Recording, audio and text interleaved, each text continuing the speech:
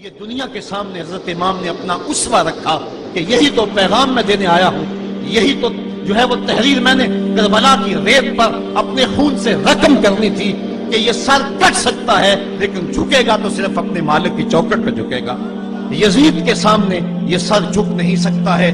تو حضرت امام حمام رضی اللہ تعالیٰ عنہ نے کربلا کے تپتے ہوئے ریگزار میں جب 72-73 لاشیں خیموں کے سامنے پڑے تھے اور اتنے زخم کلیجے پہ تھے، راوی کہتا ہے کہ جب آپ کی قمیض اتاری گئی تو 113 سوراخ اس میں تیروں کے تھے، 33 زخم نیزوں کے تھے، 34 گھاؤ تلواروں کے تھے، اتنے زخم جسم کے اندر اور جسم چور ہے زخموں سے۔ لیکن حضرت امام حسین نے جب پیشانی سجدے میں رکھی تو آخری لفظ یہ تھے، اللہم رسن بقضائک وصبرن علی بلائک تسلیما لامرک سبحان ربی العالی۔ مالک تیری تقدیر پہ راضی ہو گیا ہوں، مالک زخم سے پہ بھی میں مسکرا رہا ہوں، مالک تیری طرف سے جو دکھ آئے میں نے ان کو قبول کیا، جے سونا میرے دکھ وچ راضی تے میں سکھ نو چلے ڈاواں، مالک میں سب کچھ قبول کیا، حسین تیری رضا پہ راضی ہے، میرے مالک تو بھی بتا تو بھی حسین پہ راضی ہوا ہے کہ نہیں ہوا ہے۔ آواز آ رہی تھی اس پیاسے پر علی شیر خدا کو ناز ہے، اس نواسے پر محمد مصطفیٰ کو ناز ہے، اوروں نے بھی سجدہ کیا پر اس کا عجب انداز ہے، اس نے وہ سجدہ کیا جس پر خدا کو ناز ہے۔ اے حسین ابن علی تم پر سلام، نازش آل نبی تم پر سلام۔ آج لہجہ بھی دم توڑ رہا ہے اور سورج بھی درد غروب سے زرد ہو رہا ہے، وقت کے دامن میں گنجائش نہیں کہ میں اس مضمون کو چھیڑوں، آؤ ہم سلام کرتے ہیں۔ یہ سورج سامنے چمک رہا ہے، میں یہاں بیٹھا سوچ رہا تھا کہ ہم نے تو نہیں دیکھا، اے سورج دوپہر کا وہ منظر تم نے تو دیکھا تھا جب کربلا میں حسین کا سر کٹا تھا، جب گھر لٹا تھا، جب خیموں کو آگ لگی تھی، جب سکینہ رو رہی تھی اور جب گھوڑا خالی پلٹا تھا اور سکینہ پوچھتی تھی گھوڑے تو خالی آ گیا ہے، حسین کہاں چھوڑ آیا ہے۔ آج یہ سورج یہ چمک چمک کے وہ ہمیں کہانی سنا رہا ہے اور ہمیں پیغام دے رہا ہے کہ نبی کے نام پہ حسین نے تو سر کٹا دیا۔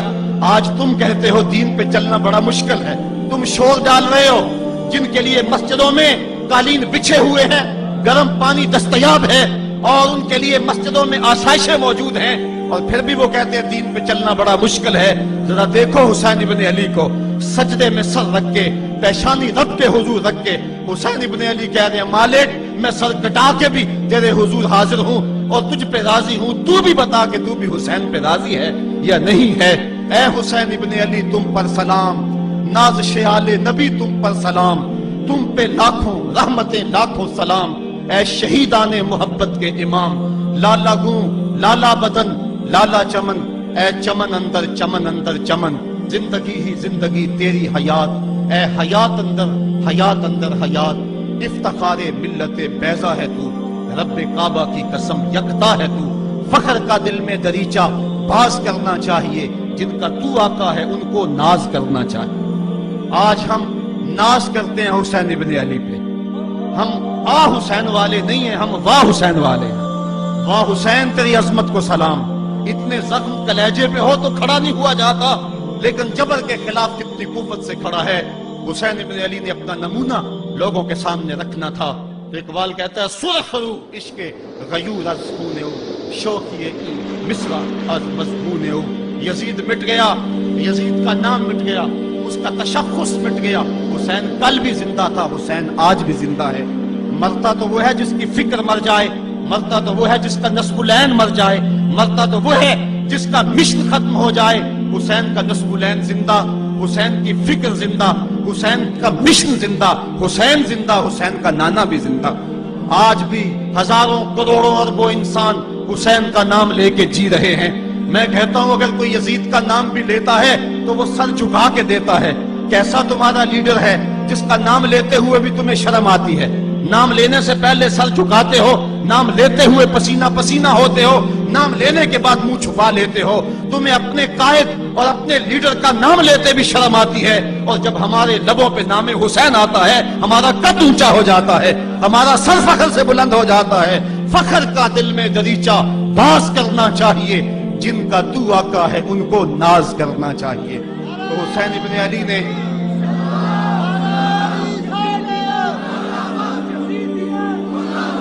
کسی نے کہا تھا کہ یہ دو شہزادوں کی جنگ تھی، تو کسی نے بڑا خوبصورت جواب دیا. اس نے کہا کربلا جنگ تھی اگر دو شہزادوں کی، قلم میں زور ہے تو لکھو حسین ہار گئے، لہجے میں تنتنا ہے تو لکھو حسین ہار گئے، انداز میں زور ہے تو کہو حسین ہار گئے. زمانہ کل بھی کہتا تھا، زمانہ آج بھی کہتا ہے، حسین کل بھی جیتا تھا، حسین آج بھی جیتا ہے. جب حضرت امام حسین رضی اللہ تعالیٰ عنہ کا سر انور کاٹ لیا گیا اور خولی بن یزید نے نیزے کی نوک پہ اس کو رکھا، ویسے رخ سر کا زمین کی طرف سے تھا. کسی نے کیا خوب کہا، باں کے سر نیزے پہ اور سوئے زمین ہے، یعنی سجدہ ثانی کی ہے آرزو. رکعت کے دو سجدے ہوتے، ایک سجدہ ہوا تھا کہ سر انور جدا کر دیا گیا. جب نیزے کی نوک پہ تھا سر تو رخ زمین کی طرف سے تھا. شاعر کہتا ذرا غور سے دیکھو سر حسین کیا کہہ رہا ہے. سر حسین کی پیشانی زمین کی طرف ہے، پیشانی میں دوسرے سجدے کی آرزو مچل رہی ہے. تو جب امام حسین کا سر خولی نے نیزے کی نوک پہ چڑھایا، اس نے تو یہ کہنا چاہا تھا کہ ہم فتح یاب ہوئے اور دیکھو ہم نے سر کاٹ لیا. کسی نے کہا ذرا غور سے دیکھو، یہ تو سر کٹ کے بھی سر بلند ہے، یہ سر کٹ گیا پھر بھی سر بلندی نہیں گئی ہے، اس کا بانکپن پھر بھی نہیں گیا ہے. حسین کا سر کل بھی اونچا تھا، حسین کا سر آج بھی اونچا ہے. اس کا نام زندہ، اس کا پیغام زندہ، اس کی فکر زندہ. حضرت امام زین العابدین یہ کربلا کے وہ شخص ہیں جنہوں نے سارا منظر اپنی آنکھوں سے دیکھا تھا. اتنے دکھ کسی کو نہیں پہنچے جتنے زینب اور زین العابدین کو پہنچے ہیں. سب منظر کھلی آنکھوں سے دیکھا. 14 سال کی عمر ہے، بیمار ہے. تاریخ بتاتی ہے اس کے بعد ساری زندگی حضرت زین العابدین نے ٹھنڈا پانی نہیں پیا. جب پانی پینے لگتے تڑپنے لگتے، کہتے مجھے سکینہ کی پیاس یاد آتی ہے، مجھے علی اصغر کا تڑپنا یاد آتا ہے. ساری زندگی پھر ٹھنڈا پانی نہیں پیا. حضرت امام زین العابدین نے یہ سارا منظر کھلی آنکھوں کے ساتھ دیکھا تھا. اور پھر آپ نے دمشق کے بازاروں میں بھی اور کوفے کی گلیوں کے اندر بھی سروں کا یہ قافلہ اپنی قیادت کے اندر جو ہے وہ گزارا تھا. جب یزید کے دربار کے اندر حضرت امام زین العابدین پہنچے تو یزید نے پہلے تو جو ہے وہ دکھ کا اظہار کیا. بعض لوگ یہاں سے یزید کی بریت کا اعلان کرتے ہیں. یہاں کسی نے بڑی خوبصورت بات کہی کہ قاتل کی پشیمانی مقتول کی اہمیت کو تو بڑھا سکتی ہے لیکن اس کے دامن سے قتل کے داغ کو نہیں دھو سکتی. تو اس نے یہ سب کچھ کیا، یہ بس اس کے ٹسلے تھے جو وہ بہانے لگا. لیکن بعد میں اس نے حضرت امام حسین رضی اللہ تعالی عنہ کے دانتوں کے اوپر جو ہے وہ چھڑی مارنا شروع کر دی. حضرت ابو برزہ اسلمی صحابی رسول وہاں موجود تھے، وہ کھڑے ہو گئے، اٹھ گئے، بدن کانپتا ہے ان کا. کہنے لگے ظالم ارفع قدیبہ کا، یہاں اپنی چھڑی ہٹا لے. میں نے اپنی ان آنکھوں سے دیکھا ہے کہ کان رسول اللہ صلی اللہ علیہ وسلم یلزمہ، حضور نے ان ہونٹوں کو خود چوما ہے. تو یہ کہہ کہ آپ دربار سے نکل گئے اور روتے تھے اور آپ کے بدن پہ کپڑی بھی تاری تھی. بعد میں یزید نے کہا حضرت غلطی ہو گئی اور یہ میں نہیں چاہتا تھا، بتائیں آپ کی کوئی شرط ہو. تو آپ نے فرمایا میری 4 باتیں مان لو. ان 4 باتوں میں ایک بات یہ تھی کہ سر حسین اور سر شہیدہ ہمارے سپرد کر دو تاکہ ہم کربلا جا کے ان کی تدفین کر سکیں. دوسری یہ تھا کہ ہمیں مدینہ حفاظت سے پہنچا دو. تیسری شرط یہ تھی مجھے جو ہے وہ جمعے کا خطبہ دینے کی اجازت دو آج دمشق جامع مسجد کے اندر. چوتھی بات آپ نے یہ فرمائی کہ قاتلان حسین جو ہے وہ میرے سپرد کرو. اس نے کہا کون ہے قاتل حسین کا؟ لوگوں نے کہا خولی ہے. خولی نے کہا میں نے قتل نہیں کیا، یہ سنان بن انس دخی نے کیا ہے. سنان بن انس دخی کو کہا ہاں تو بتا. کہنے لگا میں قتل کیوں کرنا تھا، یہ تو شمر ذی الجوشن نے کیا ہے. شمر ذی الجوشن کو کہا تو بتا. کہنے لگا میں نے قتل نہیں کیا، میرا کون سا، حسین نے کچھ بگاڑا تھا، قتل اس نے کیا ہے جس کی حکومت کو خطرہ تھا. تو یہ ہے وہ ہے قاتل حسین کا. اب یزید کہنے لگا تمہاری یہ شرط تو میں پوری نہیں کر سکتا، یہ بات تو پوری نہیں کر سکتا، اب خطبہ دے لو. اب حضرت امام زین العابدین خطبہ دینے کے لیے کھڑے ہوئے. خطابت تو اس گھر کی لونڈی ہے، جب یہ بولتے ہیں تو حکمت کے موتی دولتے ہیں.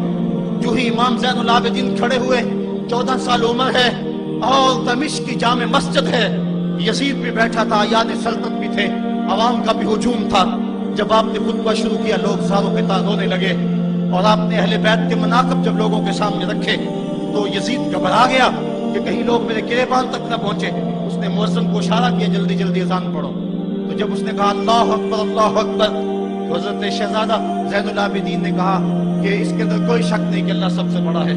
جب شہادتین کا کہا اشہد ان لا الہ الا اللہ، حضرت امام زین العابدین نے اس کے جواب کے اندر کہا ہاں ہاں اللہ کے علاوہ کوئی معبود نہیں ہے، اس کی گواہی ہم نے خون سے دی ہے، ہم نے اپنے لہو سے دی ہے اس کی گواہی.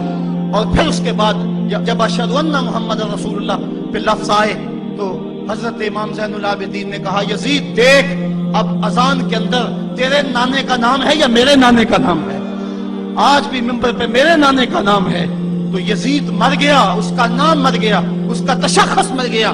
حسین کل بھی زندہ تھا، حسین آج بھی زندہ ہے. حسین کربلا کے تپتے ہوئے ریگزار میں بھی زندہ تھا، کوفے کے بازار میں بھی زندہ تھا، اور دمشق کی جامع مسجد میں بھی زندہ تھا، مدینے میں بھی زندہ، مکے میں بھی زندہ، کابل میں بھی زندہ، کندھار میں بھی زندہ، قلعہ جنگی میں بھی زندہ، تورا بورا میں بھی زندہ، موصل میں بھی زندہ، بغداد میں بھی زندہ، غزہ کی پٹی میں بھی زندہ، فلسطین میں بھی زندہ. آج حسین کی زندگی اور حسین کا پاکپن دنیا کو بتا رہا ہے، بش کو بتا رہا ہے تیرے منہ پہ تماچا حسین مارے گا. زمانہ بتائے گا کہ حسین کل بھی زندہ تھا، حسین آج بھی زندہ ہے. حسین کی فکر لے کے اٹھو اور پوری دنیا پہ چھا جاؤ اور زمانے کو بتاؤ کہ ہم حسین ابن علی کے سپاہی ہیں. صرف محرم کے دن آنسو بہا لینے سے کچھ نہیں ہوگا. کیا صرف محرم حسین کا مہینہ ہے؟ نہیں، سب پورا سال حسین کا ہے، پوری زندگی حسین کی ہے، پورے زمانے حسین کے ہیں. یہ صرف عاشور کا دن یا عاشور کی شب ہی حسین کی نہیں، سارے زمانے حسین کے ہیں. کل بھی حسین کا تھا، آج بھی حسین کا ہے، کل بھی حسین کا ہوگا. آؤ اٹھیں، قرآن کو لے کر کے حسین ابن علی نیزے کی نوک پر بھی چڑھ کے قرآن سنایا، اور آج ہم اسی قرآن کی دعوت کو لے کر کے اٹھیں اور حسین ابن علی کے پیغام کو گھر